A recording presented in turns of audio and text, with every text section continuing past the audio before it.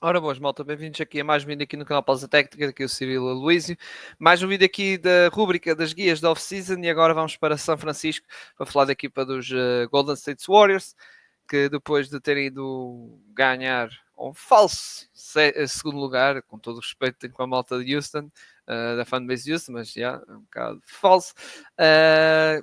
Lá está, passaram os Houston Rockets em 7 jogos, depois apanhar os Minnesota Timberwolves, em que os Timberwolves foram superiores, mas é verdade que tivemos a questão do Stephen Curry que se lesionou-se no jogo 2, apesar dos Warriors estavam a ganhar esse jogo quando o Stephen Curry se lesionou e acabaram por ganhar esse jogo e foi o único jogo que ganhou da série e depois o resto não há assim uma história, não há assim grande história, porque a seguir os Wolves mostraram lá está a superioridade e o favoritismo que tinham ainda por cima quando do outro lado lesionou-se lá está um jogador de calibre de Stephen Curry e aí os Wolves passaram a ser os claros favoritos daqui dos Warriors.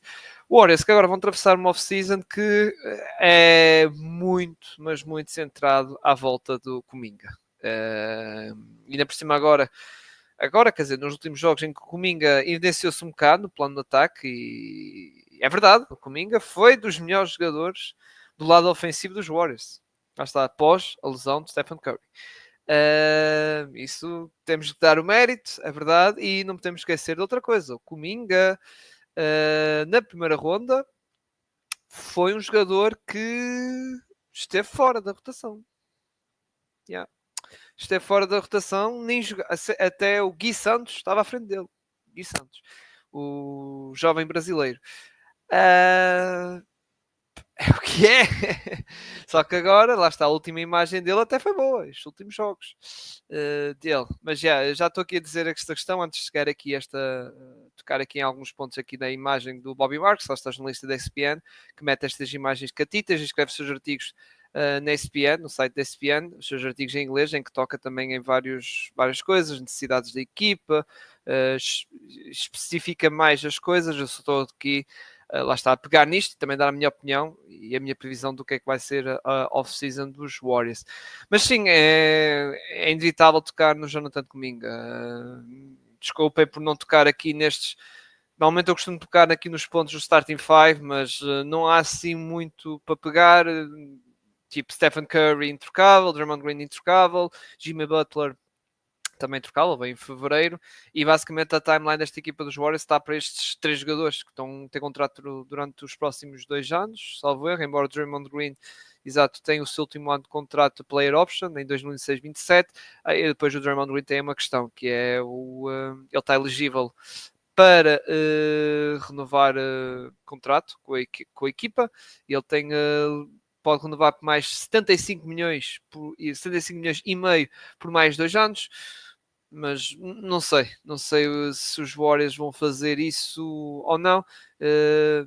Pois, porque atenção, estamos a falar do jogador Draymond Green que já tem uma certa idade e pá, yeah,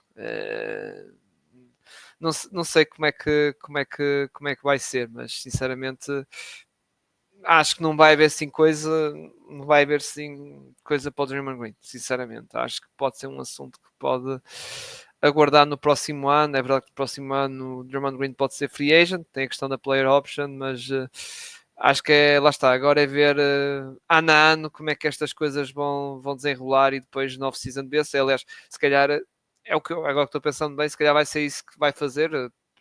A ter aquela mesma atitude que o Clay Thompson, não é? Embora o Clay Thompson, a sua queda era mais evidente, não é? E o Clay Thompson foi o grande caso do ano passado dos Warriors, que depois chegou ao fim, foi a vida dele e até foi uma espécie de sign and trade, em que depois os Warriors receberam lá está o Buddy Hield e o Kyle Anderson, sign and trade absurda. Várias equipas. Um terço da liga teve envolvido nessa sign and trade, que também envolveu outras operações e outros negócios. Mas sim, é isso. Depois Moses Moody, que renovou o contrato no ano passado, a sua rookie extension. Não sei, é um jogador que foi aposta forte do Steve Kerr, lá está na parte final da época, primeira ronda isso, e depois perdeu um bocado o seu rendimento e caiu para o banco. Não sei se os Warriors vão tentar entrar no mercado de trocas. O Podziemski, que teve uma boa série, lá está, mas lá está, o Podziemski é um caso que ele não pode ser o jogador principal ali no no backcourt, desculpem, que era o que aconteceu quando Stephen Curry se lesionou, e está visto, ele não pode ser. Ele é um jogador mais de papel secundário, a nível ofensivo, que ele teve uma série terrível na eficácia de lançamento. E lá está, muita gente aponta da questão do scoring, de opções ofensivas, que tem atualmente só duas, Stephen Curry e o Butler já se viu que já não é Jimmy Buckets, aquele jogador que nos surpreendeu, vamos dizer assim, na bolha, naquela caminhada dos Miami Heat, que foram outra vez às finais, quando perderam contra os Denver Nuggets. Já não é esse, e outras, também teve outras runs que perderam, por exemplo, nas finais de conferência contra os Celtics em 2022. Já não é esse tipo de jogador, mas atenção, não estou a criticar, é normal, porque estamos a falar de um jogador que também já tem a sua certa idade. Jimmy Butler tem 35, não é? 35 ou 36 anos, já não sei ao certo, estou aqui à espera, vai fazer 36 este verão. É normal e sinceramente muita gente fala de ser marcador e eu até digo, se calhar é pensar num segundo marcador de pontos para esta equipa, porque o Jimmy Butler com este tempo a passar, e aliás viu-se nesta série que ficou algo complicado, e mesmo contra os Rockets tivemos ok um jogo ou outro bom dele nesse sentido, mas epá, não, já não é aquele jogador e não estou a dizer que ele é mau jogador, atenção, mas já não, uma equipa já não pode depender muito do scoring do Jimmy Butler, e é por isso que vamos ver o que é que os Warriors vão mexer e que trocas podem fazer nesse sentido, mas lá está, tudo depende da questão do Kuminga, que já irei falar. Depois o resto temos aqui Buddy Hield, que tem mais um ano de... Tem mais um ano não, tem mais 3 anos de contrato, embora o próximo ano, próxima época, é garantido a seguir disso, já não é. Depois Gui Santos, Team Option. Eu gosto quando o Gui Santos entra em campo, dá sempre aquela energia e o que ele ganha é o contrato mínimo, por isso yeah.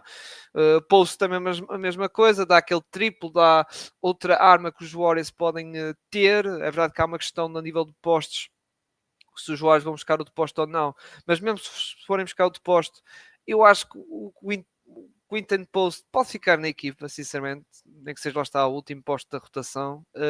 Também há o Trace Jackson Davis, um posto também, lá está, que tem esse contrato não está totalmente garantido, mas sinceramente, pá, acho que os Warriors, mesmo se formos buscarem um posto, podem perfeitamente ficar com estes dois, sinceramente.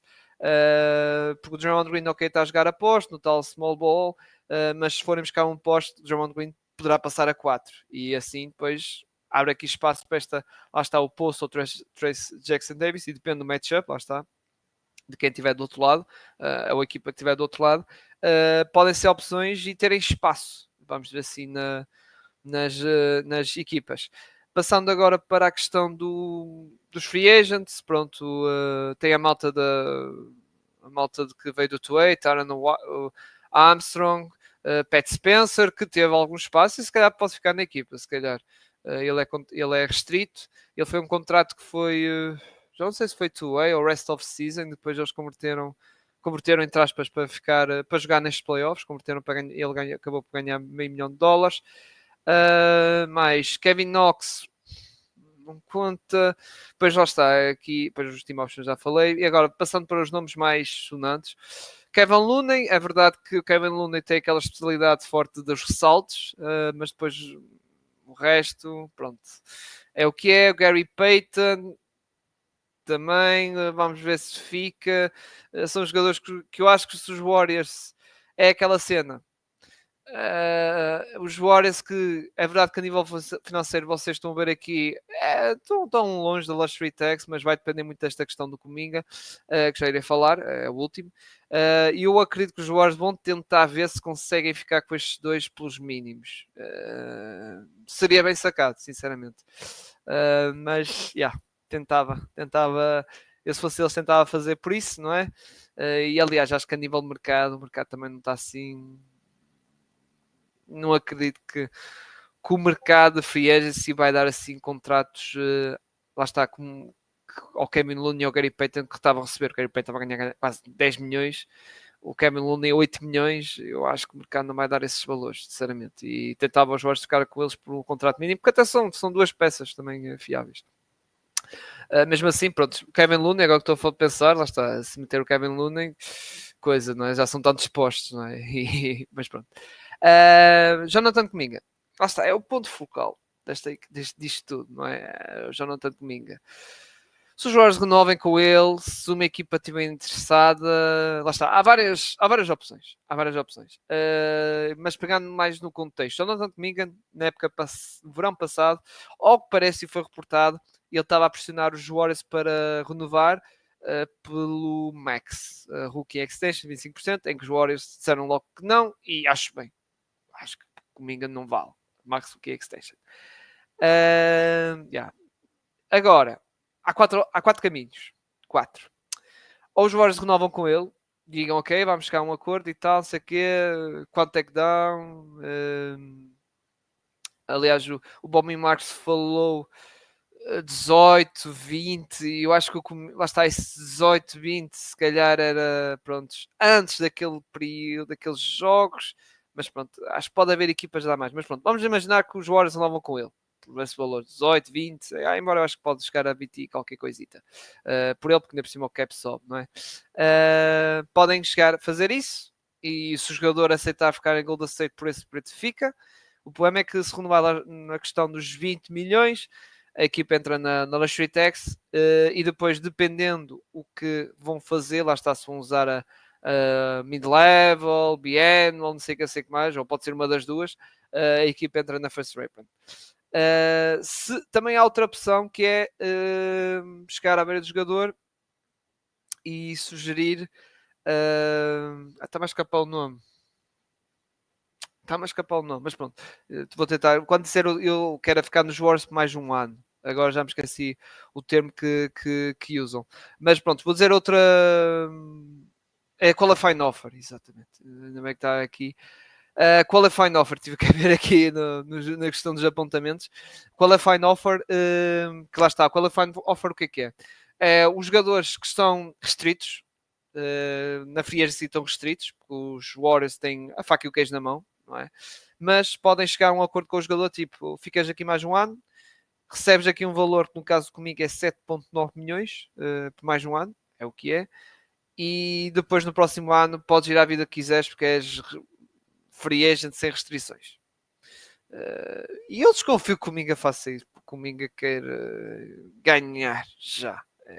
Eu acho que. E seria o. Aliás, isso para mim seria o cenário quase perfeito dos Warriors. Quase perfeito, porque há um cenário ainda mais perfeito que esse, mas pronto, mas não depende dos Warriors, nem do jogador, depende de outra coisa. Mas pronto, tem esse caminho, ou seja, dois caminhos para ele ficar nos Warriors. Os Warriors pagam o que ele quer, se não for, desde que não seja mais do que extension, atenção, mas pagam e fica com o jogador, coisa que não, eu não fazia isso, sinceramente, porque a Cominga foge muito do estereótipo da equipa e muitas vezes é um peixe fora da água naquele sistema, sinceramente. Segundo, a qualifying offer que, ok, mais um ano de 7,9 milhões, que depois até os Warriors podem trocar, embora eu acho que o Cominga, se caso fazer isso, tem a no trade clause, acho eu, ele tem a no trade clause. Mas ok, era um cenário 7,9 milhões, a equipa nem chegava a luxury tax e depois preenchendo o resto do plantel também contratos mínimos, também não salvo erro, não chegava exatamente, porque estes 71 milhões está contando com aquelas team option todas do Quentin Post e blá blá blá, Jackson Davis, por isso não entrava no luxury tax, ou se entrava era por pouquinho, depois podia ser fácil de sair.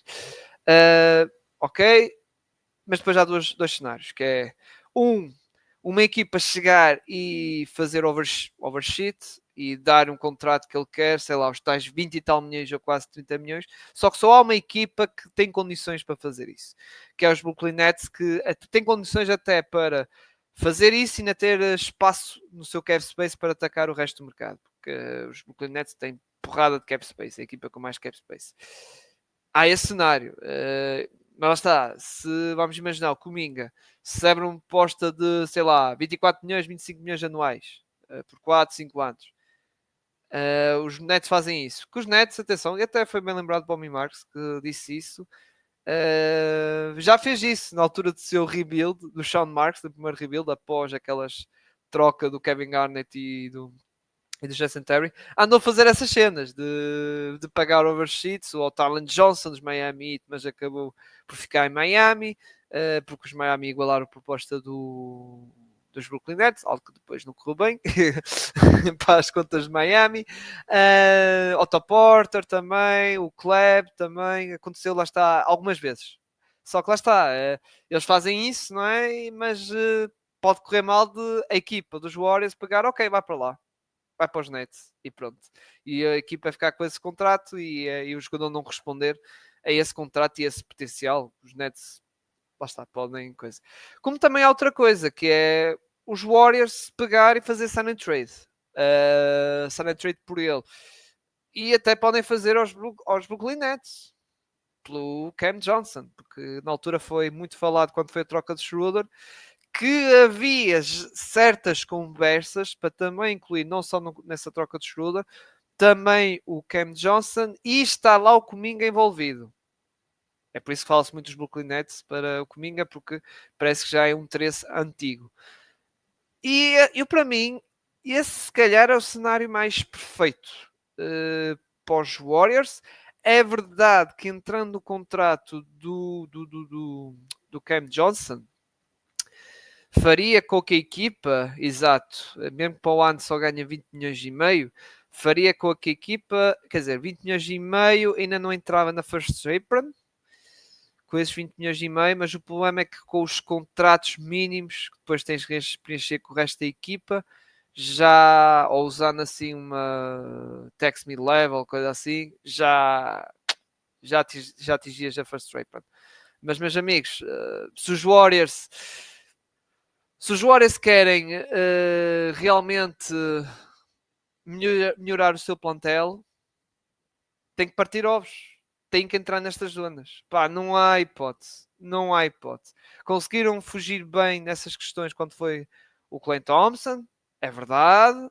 Mas se querem estar nesta janela de 2 anos a serem competitivos, têm que voltar a estar nestas coisas das aprons. E eu acho que, sinceramente, esta sign trade pelo Cam Johnson seria muito aporreiro, porque para além disso, o Cam Johnson também só tem mais 2 anos de contrato, ou seja, entra na tal timeline da equipa, a tal timeline, e são contratos, já está, 20 milhões e meio, e no segundo ano, 22 milhões e meio. E entra bem. E que mesmo se correr mal para o Cam Johnson, imagina que corre algo mal, para o próximo ano, é um contrato expirante, 22 milhões e meio, e não é para o ano que deve subir outra vez o cap mais 10%, não é um mau contrato. Não é assim muito mal e não é difícil trocar, ainda por cima é 13% do cap. Por isso, para mim esse era o melhor cenário. Era um sign and trade, provavelmente o jogador lá está, eu sugeri aqui o Cam Johnson, que também já foi falado, lá está, quando foi a troca do Schroeder, que depois o Schroeder teve envolvido na troca do Jimmy Butler, em que foi para Detroit, mas eu acho que era o melhor cenário para os Warriors, sinceramente. Fazer esse sign and trade por um contrato baixo, por uns jogadores de qualidade com esse tipo, lá está, que falo de Kuminga, 20 milhões e por aí. Pá, aí pronto, ok, os Warriors vão ter que dar mais qualquer coisa, porque aí os Nets já em fevereiro já queriam mais, queriam piques, já não era piques segunda ronda como o Schroeder, pronto, o Schroeder estava em final de contrato, já queriam mais, e aí os Warriors já tinham que meter em cima da mesa as suas piques, já agora falando de piques, os Warriors podem dar as suas 4 piques de primeira ronda, 4 piques no máximo num pacote, 4 piques, assim como eu disse, num pacote, é o 32, embora tenha que esperar pelo draft, 32, 30, 28 e 26. Embora o 2030, que é uma coisa que eu não gosto, eles têm a pick que vai para os Washington Wizards, para os negócios de Jordan Poole, mas como é uma pick de alta proteção, 1 e 20, os Warriors podem pegar nessa cena de 1 ao 20 e trocar para outra equipa. Que já aconteceu isso. Aliás, já aconteceu de uma pick, imaginem, estar de 1 a 10 vai para os Hornets, dos 10 aos 20 pode ir para os Knicks e dos 20 aos 30 pode ir para os Pistons. E essa pick nem é uma das três, é uma pick lá dos Timberwolves. Estou aqui a dar um exemplo estúpido, mas já aconteceu isso, que eu lembro perfeitamente. Aconteceu nessa uma cena dessas que eu sou contra, totalmente contra. E eu ainda vou comendo aquelas cenas das Les Favorables e não sei o quê, de uma equipa pode receber a mais favorável ou menos favorável de pico de 3 equipas ou caraças. Essa ainda come mais ou menos. Agora, este tipo de coisa já não come. Não, é Se eles deram a pica aos Wizards, ok, tem malta proteção, não, e não coisa. É verdade que a 2031 não podem dar, por exemplo. É um bocado estúpido, ou seja, eles podem dar a 2030 usando a proteção, mas a 2031 não podem por causa da cena de ser trocado 2 anos seguidos. Ok, mas pronto. Whatever. Nem em 2029 podem dar. Podem dar em swaps, lá está. Por isso os Warriors podem fazer isso. Os Warriors que só têm uma pick segunda ronda disponível, que é esta, a 41. Que pronto, se draftar tal, nestas posições 40 e tal, 50 e tal. Olha, dos Cavs até esqueci de dizer isso. Os Cavs tinham picks segunda rondas altas, era tipo, ok, se eles forem buscar é G-League, pronto. 2A, J-League, pronto, ok. E os Warriors aqui, pronto, 41, também não está assim tão mal posicionado, mas acho que não vão buscar um Nikola Jokic, foi a pick 41, naquele mítico draft. Mas pronto, vamos ver como é que vai ser a questão dos Warriors. Esta questão do Kuminga, que vai ser muito importante e que vai afetar aqui a questão do Tex. Na minha previsão, acho que os Warriors vão acabar por fazer sign and trade, mas eles têm que ter cuidado com o sign and trade para não ser muito grande e depois têm que realmente buscar um jogador que realmente vale a pena. E se for para os Nets, Cam Johnson, também fala-se dos Bulls estarem interessados, mas os Bulls, lá está, tem que ser sign and trade, porque é como eu estava a querer dizer, os Nets são uma equipa que podem lá dar dinheiro a isso. Há restantes, não, porque há outras que, pronto, mas tinham que dar um contrato algo baixo, menos de 20 milhões, tipo os Wizards, podiam dar menos de 20 milhões. Mas outras equipas que podem fazer sign and trade já tem que ser, lá está, tem que envolver contratos, tem coisa e depois lá está.